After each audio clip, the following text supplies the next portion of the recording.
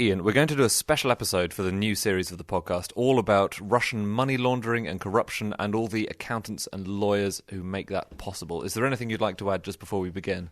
I'd just like to say, oh, great, you're doing a piece about how unbelievably rich Russians are paying the best and most expensive lawyers in London to come at people with money no object. Oh, great, yeah, terrific. Page 94, the Private Eye Podcast. Hello and welcome back to another episode of Page 94. This week we have a special episode all about dodgy Russian money making its way into the British financial system. A few issues ago, Private Eye ran a special report entitled Looting with Putin, and that report covered all the ways in which money makes its way out of the Russian system and into the British one. The current issue of the magazine has also covered how little the British government is doing to stop this process, presumably on the basis that it's better to have the money inside the system than it is not to let it in the first place. The author of that special report and of the latest coverage is The Eye's Richard Brooks, so we decided to set him the unenviable task of boiling down an incredibly complicated system of shell companies and stolen cash, dodgy lawyers and the whole lot into one half-an-hour podcast. He said yes, more fool him. However, we did let him set a start date, and he chose the early 1990s. To explain why, here's Richard. If you go back to the very early 90s, following the breakup of the Soviet Union, they sensed a huge commercial opportunity. We all know there was a wave of very corrupt privatisations, and that was, manna from heaven for a certain type of lawyer and accountant. And those types are actually the largest, the elite lawyers and accountants. So in the last series of Page 94, we talked about the big four bean counters, the accountancy firms, that in many cases turned a blind eye to problems which were happening in the Western financial system. Yeah. So, for example, the financial crash and all the big banks which had been receiving very clean bills of health from the big four accountants for years and years, and no alarms were being raised about dodgy financial products being shuffled around there. You're saying that firms like PwC, Ernst & Young, KPMG didn't have a presence in the Soviet Union, in the old Soviet Union, for obvious reasons. Yeah. And so when the old Soviet Union fell apart, they saw an opportunity to account lots of new banks which were just being pulled into the capitalist system. Yes. And not just the banks, but also the major industrial companies that were privatised, like Gazprom. Okay, yes. You've written about Gazprom. The companies that were effectively handed to the oligarchs. Yeah. And they immediately became part of this kind of web of Soviet corruption, which meant that they would siphon off money to cronies of Putin, to a network who would then reinforce the regime. But it was all very corrupt, and it should not have passed muster with an independent, scrupulous accountant. So you've written about Gazprom. Gazprom was it the official state oil and gas firm? Yeah, it's the largest gas firm in Russia.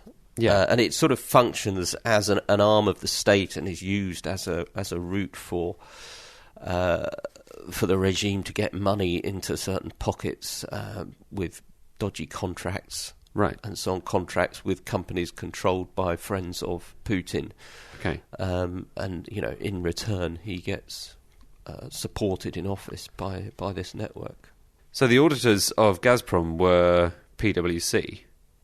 Yes. PricewaterhouseCoopers. Now, I can understand the advantage to PricewaterhouseCoopers of auditing a huge new firm like Gazprom. I mean, it's an enormous firm. There'll be lots of money to be made doing the accounts. Yeah.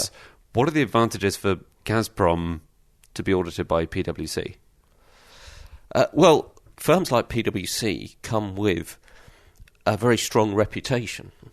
We can argue about how deserved that is, but they do have a strong reputation. Bringing in the big four accountancy firms to audit these new private companies was seen as a way of vouching for their probity, really, saying that, look, this is a respectable kind of setup we now have. Yeah. And firms like PwC played along with that. So one of Gazprom's shareholders was the hedge fund Hermitage, and they suspected there might be something going on.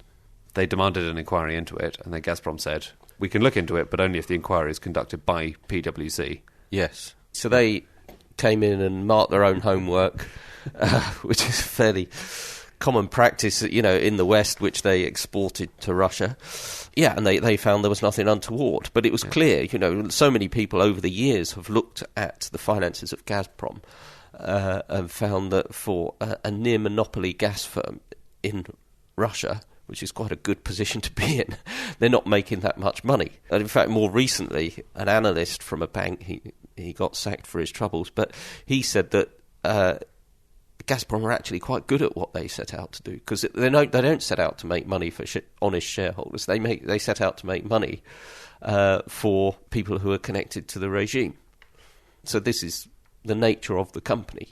And what you're saying is that this is still going on. So that's the historical context of, the collapse of the Soviet Union. But you're saying that this is an ongoing practice. Yes, completely. The most recent reports on Gazprom are from last year. Nothing's really changed. So this isn't the only way that PwC are involved, is it?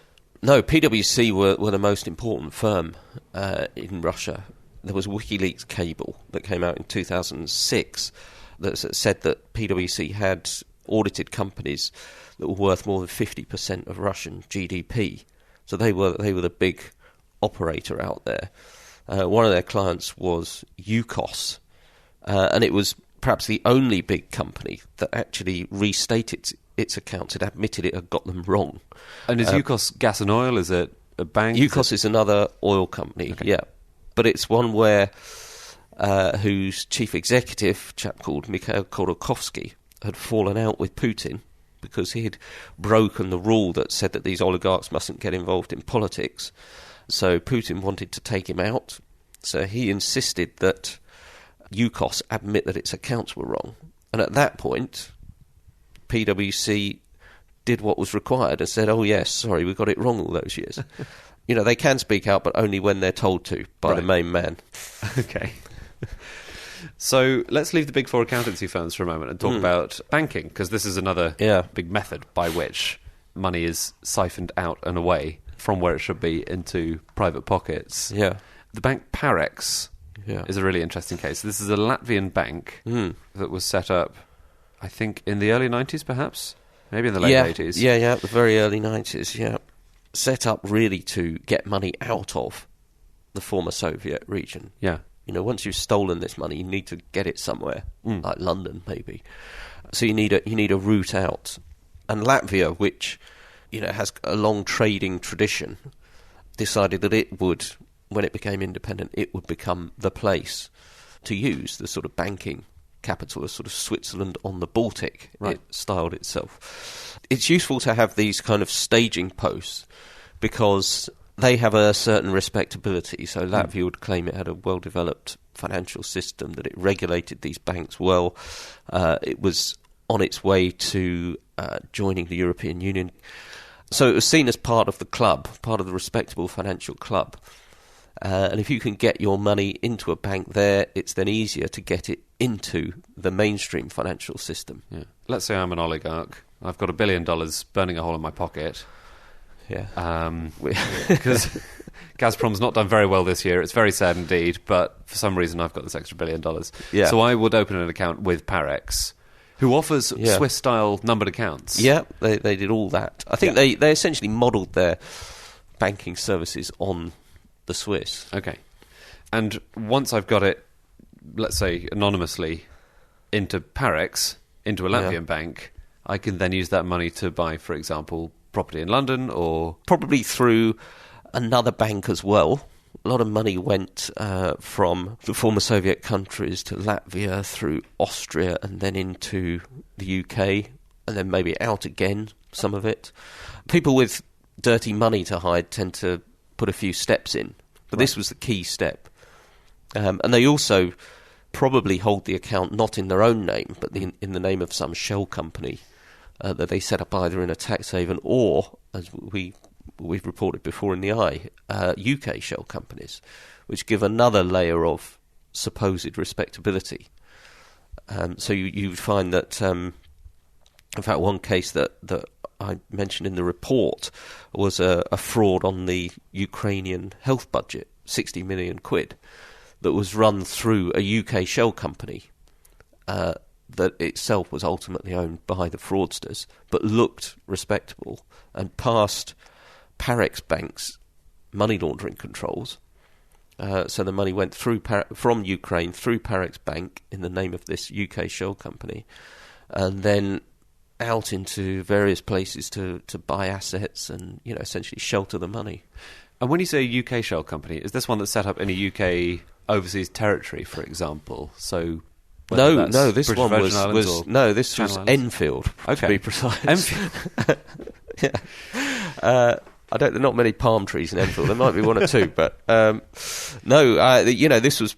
There's a huge shell company industry in the UK, not just limited companies, things called limited liability partnerships. In Scotland, there are these things called Scottish limited partnerships, and they are very opaque, secret corporate vehicles that people can use to essentially to hide money. And then they can file fake accounts in the UK, and they never get checked. But I thought that you had to declare the ultimate ownership of the company. I thought this was a recent This is a new victory. rule. That's a A lot of rule, this predates that rule, which came in 2016. But even that rule is pretty worthless at the moment because it's just not policed. Right. You know, we've reported the existence of hundreds of obviously dodgy, supposed beneficial owners. Companies House doesn't police the system at all. So, in fact, it can do more harm than good because the UK gets a big tick in the box for having introduced transparency in these shell companies. You know, and banks are reassured by that. But if it's not actually operating, because crooks don't mind lying on a form that they file at Companies House, then, you know, it actually sort of gives a rubber stamp to a criminal system. Yes, and this is something that's in the latest edition of the mag, isn't it? Which is about the number of people devoted to fighting this kind of thing. Yeah, that's right. One of the, or perhaps the most important part of that effort is something called the Financial Intelligence Unit within the National Crime Agency. About 10 years ago, the UK promised that it would double the number of people in there from 100 to about 200 because we were already coming under criticism for not policing money laundering. Since then, the number's not gone up to 200. It's actually fallen to 80. Even while, you know, papers and magazines like The Eye have been writing about this kind of rampant money laundering through London. So, you know, that's a very short-sighted cut on the government's part, you know, when it now professes to be really serious on the issue. Yeah. And Companies House is another interesting one, isn't it? Because Companies House sounds like a very big and official thing. Yeah. But I think you've pointed out that they don't have the resources to check the enormous number of companies that are being set up and the information that's being declared for these companies. Yeah, they you know, Companies House, if it were in a library, it would be filed under fiction, you know, because you can just put anything into Companies House. Right. And it's the chance of being caught filing false information is vanishingly small. The only person who's recently been prosecuted for that was someone who set out to draw attention to the problem and to himself. He set up companies using as directors Vince Cable, who was then business secretary at the time, and another minister who was in charge of Companies House, just to point out how absurd the whole thing was. And this irritated them so much that they prosecuted him. But nobody else gets prosecuted. All the Russians and all the lawyers and accountants who set up these companies for them never get prosecuted. And of course we've written about Conservative MP Marcus Fish, who's filed clearly false accounts for a company of his and false company returns. But no action seems to be taken against that. Just to zoom out briefly on what we've got so far, you've got corruption happening and accountants not really dealing with that, looking the other way because they've got very large contracts with these companies, which are money off. The key step there, I think, also with the accounts is we talked about Parex Bank, which was one of a number of Latvian banks dedicated to money laundering. The auditors didn't say a word about that. Now, that's something they really should have picked up on, where there are material levels of corruption. It's an auditor's job, one of its jobs to pick that up. And indeed, in the Parex case, we explained in the report how a whistleblower pointed all this out to Ernst & Young, who were the auditors at the time, and they just brushed it under the carpet, did nothing. And I think because that was such important business. Oh, yeah. That's kind of almost goes without saying for a whistleblower, sadly. And I think it's also important to point out the actual consequences of this, because it seems so remote from everyday life. It's quite easy, I think, to say, this doesn't really affect me. You know, this is crime going on, but it's, you know. Well, this is the way that, without being too dramatic about it, that a regime like Vladimir Putin survives. It can only survive through corruption, and corruption can only thrive if there are the channels for the money to flow through. So, we've got the accountants in one corner, we've got the banks, which are assisting with money laundering elsewhere. Yeah. Can we talk briefly about the lawyers? Because it is a very, very complicated system. Yes. And, you know, you took 6 densely typed pages to take an overview of it in your special report. Well, the lawyers, you know, they come with perhaps the loftiest reputation. You know, we've got to get this past our own lawyers. And they too have become very profit motivated. You can find it's interesting in the report we have in this issue about Clifford Chance, the senior partner at that firm, or the last senior partner. He left and he said, you know, he was asked about what he could have done differently. He said, well, he wished he'd made more profit per equity partner. It's a sort of technical way of saying he wished they'd trousered some more mullah from their clients. And that's really what city law firms are about. They're commercial operations. Now, they do come with professional codes, ethics, and laws, of course, that they have to comply with. But that still gives them a lot of room to apply their judgment. They decide how to behave. You know, they decide whether they are about ensuring the law's applied properly or whether they're about using the law to make as much money for themselves and their clients. What I've found is that they're erring on the side of the latter more than you might want them to. Do you have an example of how these law firms are helping their large clients to game the system? Well, I think that they sort of happily play along with all the big deals that are the bedrock of the system. So if you look at the last 20 years, I suppose, in Russia, the big corporate finance deals, the big privatizations, listing of companies on the London Stock Exchange, all these big deals that enrich the oligarchs, the lawyers have been there making sure they work. Right. Because there are huge fees in them, millions of pounds of fees in any particular deal. Back in 2006, for example, Linklaters, who are the biggest Magic Circle law firm, biggest operator in the Russian corporate finance market, they helped an oil company called Rosneft list on the London stock market. Its business was essentially, or most of it, had been stolen from Yukos, the company we talked about earlier.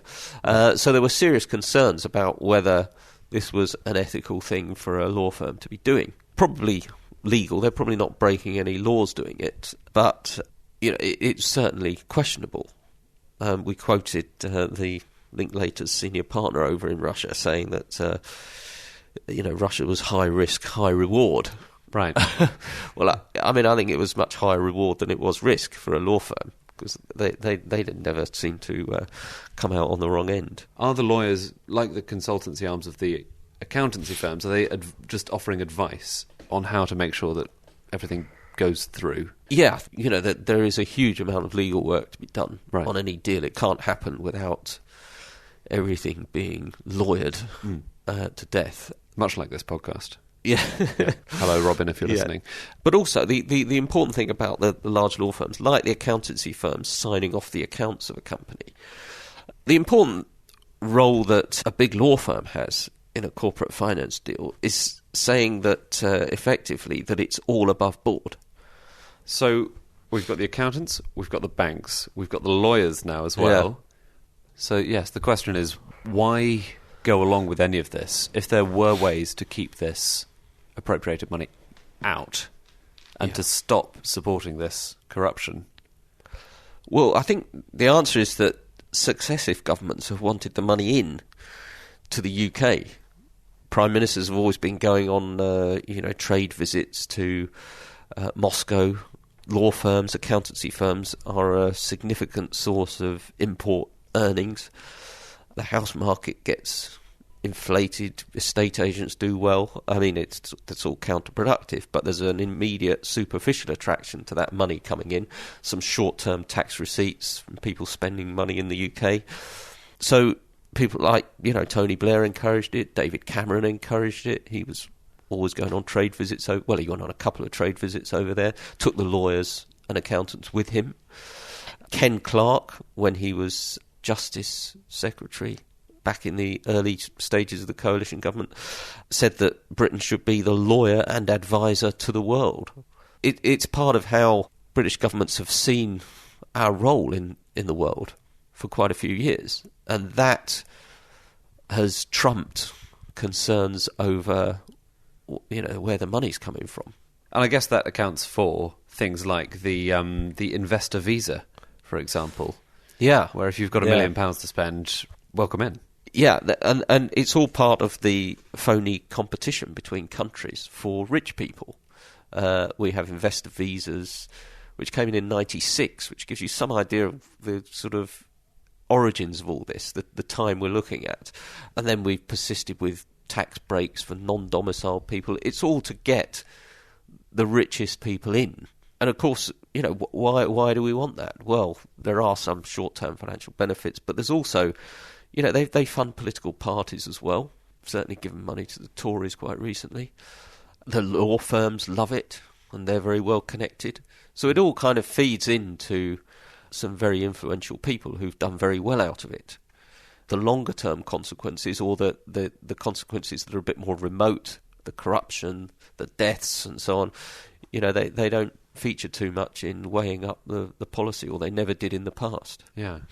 So one of the other things you cover in your report, actually, is the property market and how this is augmented, pumped up, boosted by corruption and money laundering overseas. Yeah. The British property market is almost the perfect place for an oligarch to put his dirty money, because it's safe, it generally retains its value. You actually get some use out of the asset. You can live in a house, you can base yourself here, you can send your children to private schools. It's the perfect asset. So the industry that we've been talking about, particularly the law firms, have been really diligent in serving this market. There are a number of sort of not magic circle but second tier law firms that are particularly enthusiastic in helping people spend their money in London to buy houses. The question is, should they be doing that? There are money laundering rules that are pretty strict when it comes to things like transactions, like buying houses. So they should be looking carefully at where the money's coming from. And obviously there might also be very good reasons why you would want to leave the Soviet Union and why you want to buy a house in the UK. We're not suggesting the entire market is illegal. No, we're not. A lot of it is, I do sometimes ask myself, well, how do you make £1 million in Russia? Honestly, I suppose it is possible. But of course, you are in this grey area, whether someone who comes in with £1 million, whether it is corruptly acquired or whether that person's just done well within that system. Yeah. And legitimately. And for the people who are processing these transactions, the estate agents, but more importantly the lawyers, because they're the ones we expect a bit more of, it comes down to a question of judgment. You have to make a judgment about where this person's got the money from, often based on incomplete information. And various people who've covered this sort of dodgy behaviour in the UK, British journalists, have been on the receiving end of lawsuits as a result of it. Yes. It's very easy for a big law firm to accept a lot of money to take up a libel suit, usually against magazines, papers who can't afford to defend it. There have been some very high-profile examples. Bill Browder, who we talked about, who owned the hedge fund that's taken on a lot of corrupt Russian business and campaigned about to expose the killing of his lawyer in a prison in Moscow. Sergei Magnitsky. Sergei Magnitsky, yeah. He was taken to court by the two Russian policemen who earn about £12,000 a year each, who he said were involved in this. When the case was chucked out as an abusive process, Browder lost all his money, all his costs, and the policemen were nowhere to be found. Right. Somehow they'd been able to afford Olswang's fees of, hundreds of thousands of pounds, and he was left high and dry. So they will step in where the money is. Yeah. And of course the people you're dealing with, the most serious people, have a lot of money, and a lot more than the people they're taking on.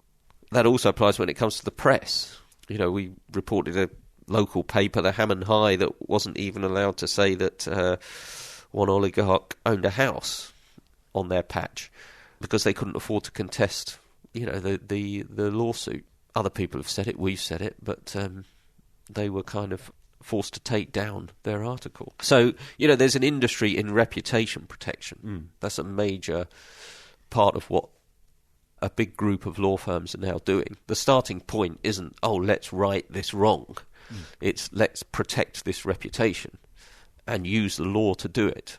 It's similar in principle to how the corporate lawyers are approaching corporate deals. They're thinking, let's get this big money deal through, rather than let's make sure the business is correct.